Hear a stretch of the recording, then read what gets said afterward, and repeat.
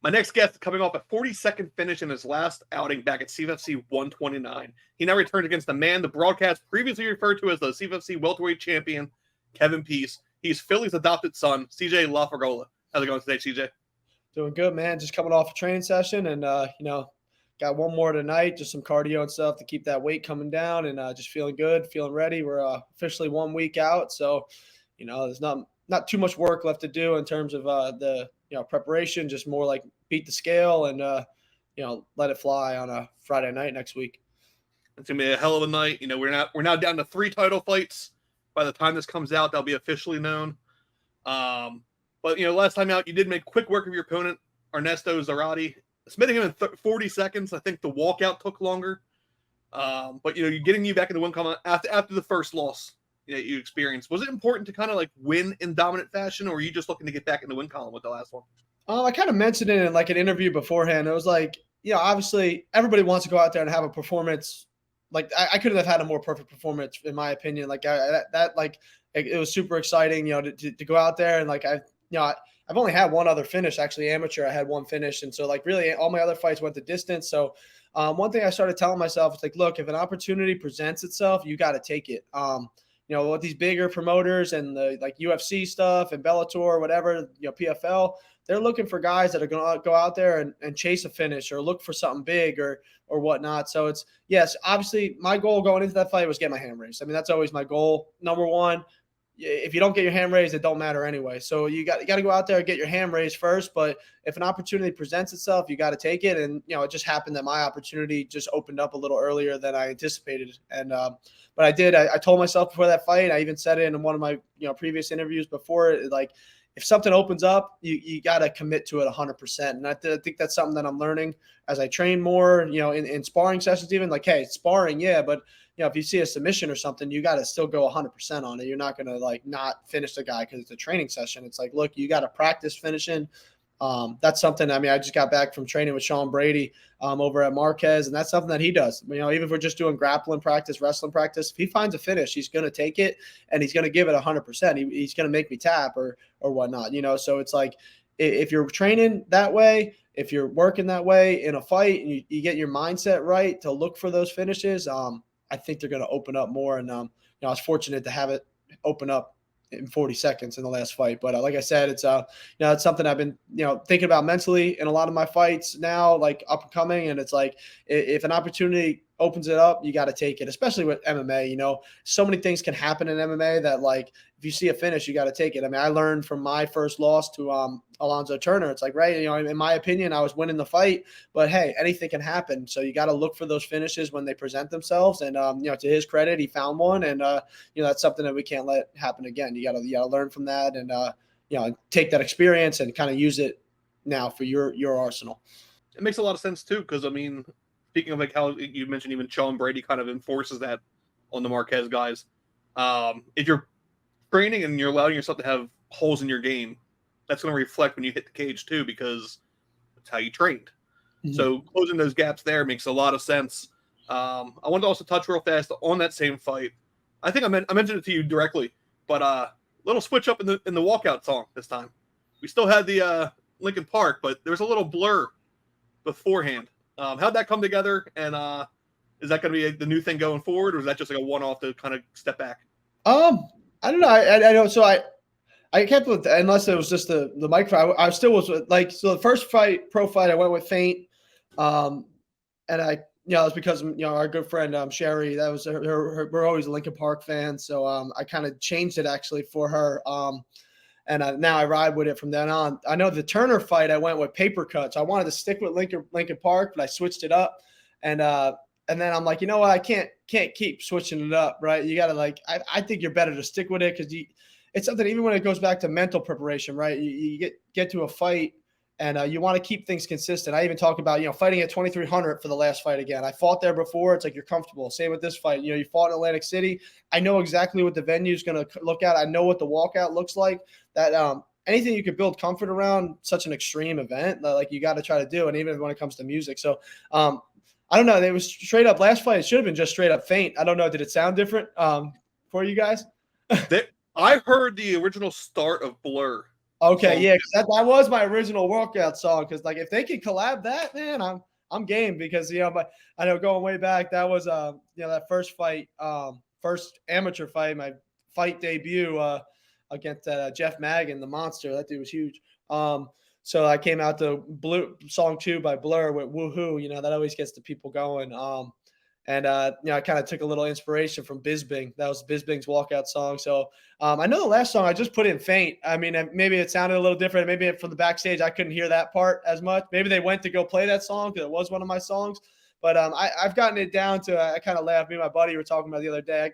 I got the timing down for Faint, man. I know exactly when to hit that step, come out of the, pause for a second and kind of hit the tracks hard. You know what I like about Atlantic City? There's got a little more room to run. CFFC at 2,300, a little shorter track, even like Tampa, a little shorter runway, if you want to call it. So I like the Atlantic City one. We come out, I get to see all my boys, fist bumping everybody. That's all part of it, man. You got to embrace that moment. You only can do this so many times, even like, moving forward, right? Who knows how many times you do this. So every time you go out there, you got to enjoy it, take it all in. And that's the peak of like, that roller coaster, right? You're going up that ride, right? That's all the build up in the back. And then when you get to that top, that's when you're about to hit the drop. You hit that drop when Faint comes on and, that's all foot on the gas at that point. Nice. And then, next up, mentioned is Kevin Pease. 4-0 in his pro career, no contest. I'm not messing up your last name. I'm messing up simple words like no contest. He was originally planned to be fighting back in February against, I want to say Alonzo Turner, but then I heard his name wasn't involved. Then it was Manny Morales. Then Kevin got injured, so that wasn't Manny Morales. Manny then fought Lindsey Jones, and it's the fight game. Nothing ever is set in stone until you're about a week away from the fight. You can kind of feel a little more safe. With that, history there. Do you think this is kind of like a title eliminator at this point? Because like he was in talks for the title. They obviously wanted you at one point too. Had to take a step back because of the Turner fight. So do you see this one kind of like putting you back in line for like a title eliminator? Look, I mean, that's when Catone first wrote me that name, because Nick helps me do the matchmaking and stuff. I actually wrote to him. I said, "Isn't that he fighting for the title?" Like I almost wrote it back, like not confused, but like just like curious. Like so in my opinion, I think that's why it's just a great opportunity, right? I mean, every fight's an opportunity to put on a show, perform, to show what you've been working on, right?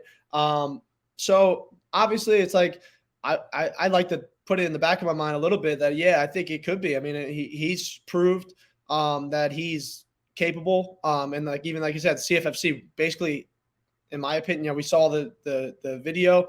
They basically had him fly out for that fight in December as the next in line kind of guy. I mean, right now it's vacant, so somebody's got to claim it eventually.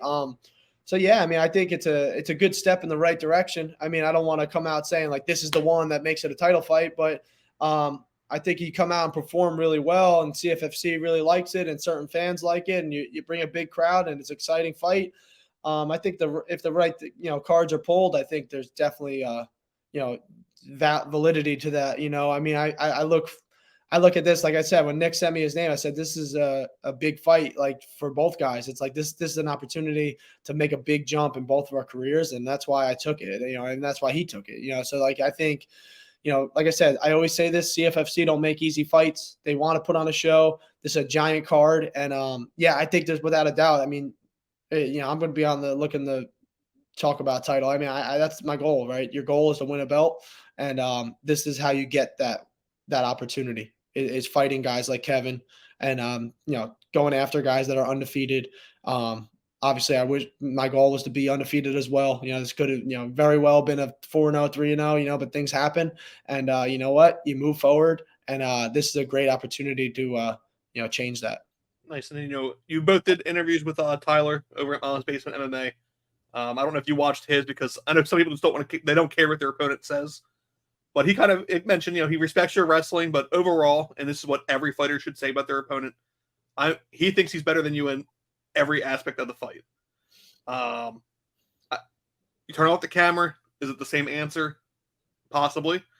But usually, to the public eye, the fighter should always have every advantage everywhere.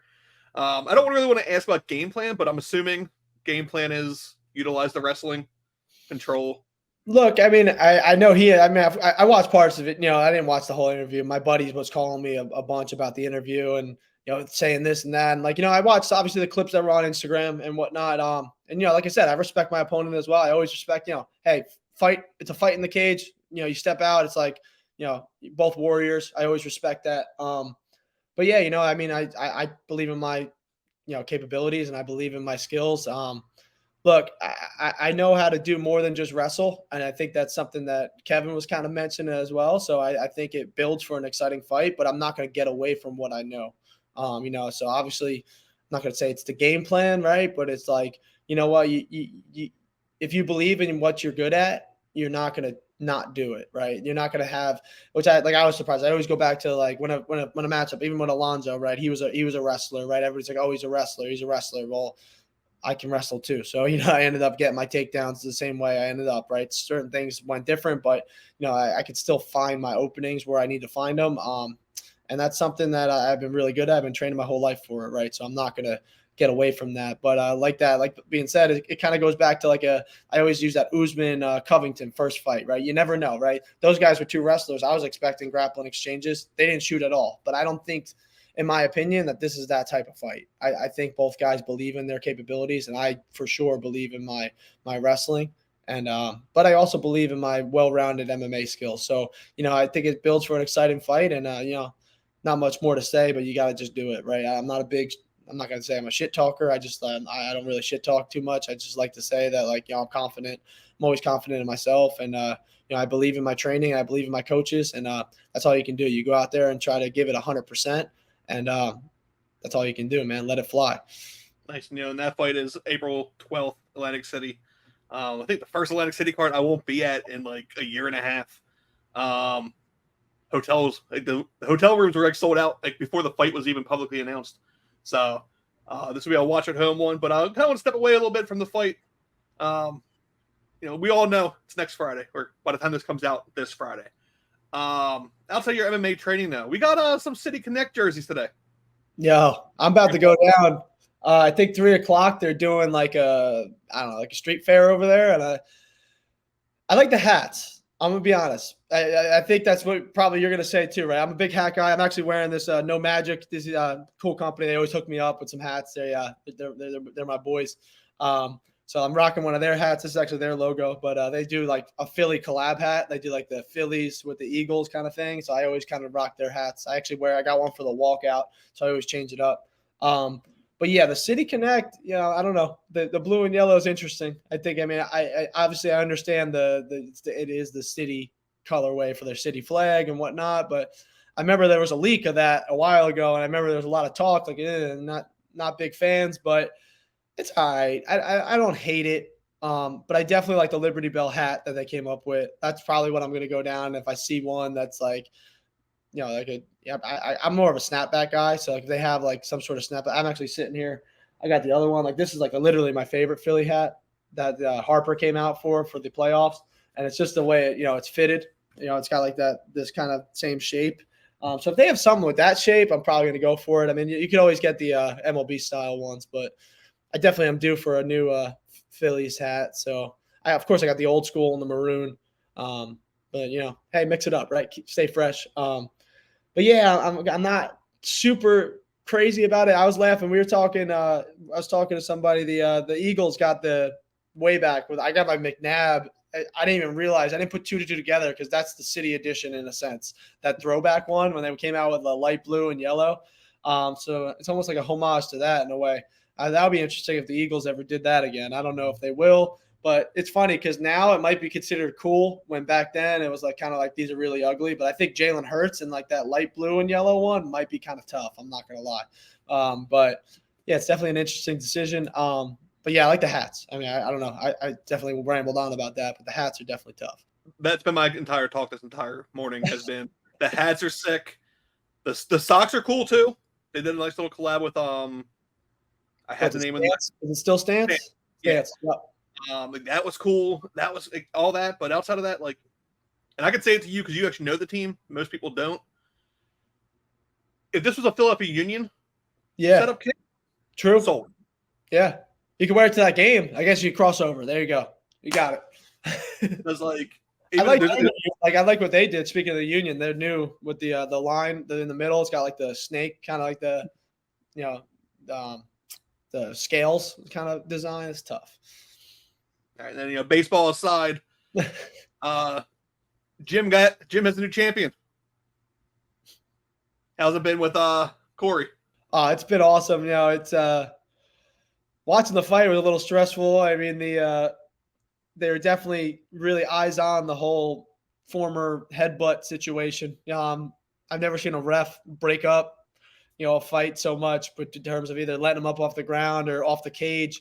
But once Corey got his motor going and got on top a few times and really solidified a few takedowns, I was like, he's got this. Except for the armbar scare. That was deep breath. I was like waiting for somebody to text me like a stream like too soon. I always hate when that, like if my one buddy texts me, he's always in front of me on the stream. Like, I'm not looking. I'm not going to look at what you just texted me. But like he got through it, man. He was in enemy territory, but it was really cool to have him come back. I guess it was maybe the Monday after, I think it was. We had a whole little like, hey, everybody come to the gym. Corey, welcome back, little celebration. And, to see somebody who has put in the time, put in the years, I wouldn't say came up short because he was the one with the headbutt. He was winning that fight. He should have won that title right then and there. The ref waits 5 seconds. It goes a decision. So to have that heartbreak, to have to come back, fight Nemkov again, and to come up a little short in the second time around, and then just to stay on that grind. That's why he's overtime, man. 24/7. Corey's always working. Like even now, he's probably in his garage gym or hunting. There's one of the two things that he's doing, or with his family. 3 things, right? Because that's what I love about Corey. He grinds, does his job. In the training room. He has his hobby, his hunting, but at the end of the day, he takes care of his family, and that's the most important thing that a man can do, right? I always love that about him, and I feel like I'm like one of his like little brothers kind of now. So it's been adopted little Anderson, because I laugh. His son's name's CJ too. So like whenever you yell CJ, I'm like, he said, "No, that's big CJ," and I'm like, "Oh no, you mean little CJ?" We do this whole little thing. So, but yeah, I'm just so proud of Corey, and to have an actual belt come into Nick Catone's like that, it's like it's just like with wrestling, right? We at Drexel, we're trying to get a guy to punch through to be an All-American. It's the same thing. Once you start seeing belts come through, it's like, maybe I can do that, right? We train together. I should, it makes you a believer a little more. And, the more confidence you have in yourself, the more confidence in your team. It's just everybody, all ships rises, right? The rising tides, what's that line? Something like that. But yeah, so just super pumped for Corey, and yeah, he's just a mentor of mine. And to see him having success is just like it. I like to be, I'm happy I've been able to be a little, a small part of that, whatever training. I hope I was able to help him towards that goal. Nice. And then just to wrap things up too, support is a big thing. You kind of touched on that, with Corey, and throughout different parts of this entire combo so far. You already mentioned, the hat guys up top, but I know now you have a lot of sponsors and you keep adding more the more you are active in the cage itself. I want to pass the mic to you to kind of give the shout outs to them, and then we'll wrap it up afterwards. Mike's all yours. Yeah, I'm gonna try my best. I got a lot of them on there. I actually got picked up a new roofing company that's been supporting me, and Emerald Sprinklers. They've been supporting me. They're a couple Jersey guys, Conway Roofing and Emerald Sprinkles for supporting me. I always have my Matt Black Kia gang. They're my boys, ride or die. He's like my closest friend. He's actually texting me right now. I see the message coming through on my screen, Rob. But Matt Blatt's coming strong. I call it the Matt Blatt Army. So I always appreciate all the support they give me. I got one of my Brown alumni is actually coming through, and he's supporting me. It's Autora, it's called. It's a vehicle tracking app. It's like the dude's a genius. So he's got an app program he has created. But Well Fed, I always thank them, man. Shout out. They've been saving me with my meal prep, keeping me fed, healthy. Helped me come down, taper down with this weight as well. They've been great, man. I've been picked them up for this camp. And I actually just look forward every Monday. I pick up food, and it's always a good time too. It's fun stopping in the cafe, hitting up Well Fed. And then, I got so many more, Drexel Wrestling. I always give them a shout out because, a lot of my guys are my training partners as well. Yeah, I coach them, but also, they help me. So we give back to each other. And I always just give a shout out to all the people that support me, whether it be tickets, Mickey's Protocol is another restaurant that supports me. But there's so many people that support me. And I appreciate everybody because every little bit helps, especially at this low younger level of fighting. There's a lot of financial little things that people don't think about when it comes to medicals, driving, just training fees, whatever it is.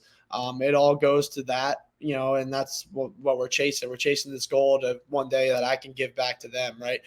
So anything I can do for them, I try to do. And and then last thing, I just always shout out my parents, because they're the ones who have to watch me go in there. They're the ones who've been there since day one. Since I was a little kid playing football, baseball, and wrestling, on the mats as a little guy.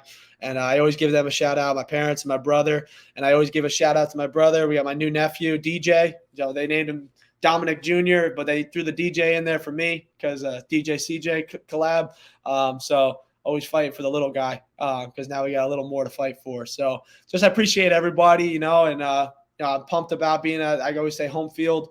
Atlantic City's home. I've been training for Atlantic City since I was a youth, man. Getting ready for states, which is usually at Boardwalk Hall. I know we're at Hard Rock down the boardwalk, but when I run at home, we run down the shore, I run to the bay, and I can see Atlantic City across that way. And that's every time it's visualization. And that's what people talk about, right? The best of the best visualize that. And every time I do that run, that's like my Rocky run when I'm back home. I'm in Philly right now, but when I'm back in Jersey, that's the equivalent of when I run to the steps. For me, I run to the bay and see Atlantic City, and that's fight world over there. So can't wait for April 12th. I got one job here is the April 11th, make weight. I always joke, I got first battle, got to win that first battle. And then you win go out there and compete on that second battle on April 12th. So let's go, let's let it fly. And let's put on a show, man. I can't wait. And Atlantic City's, CFFC capital of the world, I feel like. So I can't wait to hit up the Hard Rock and let it fly. Yeah, I mean, I'll back that up too. I was told before I did my first Atlantic City show, I was told by Rob Haydak, you have to do an Atlantic City show. Like, 2,300 might be convenient, but you have to do an Atlantic City card. Oh, yeah. And he has not missed yet. Yeah.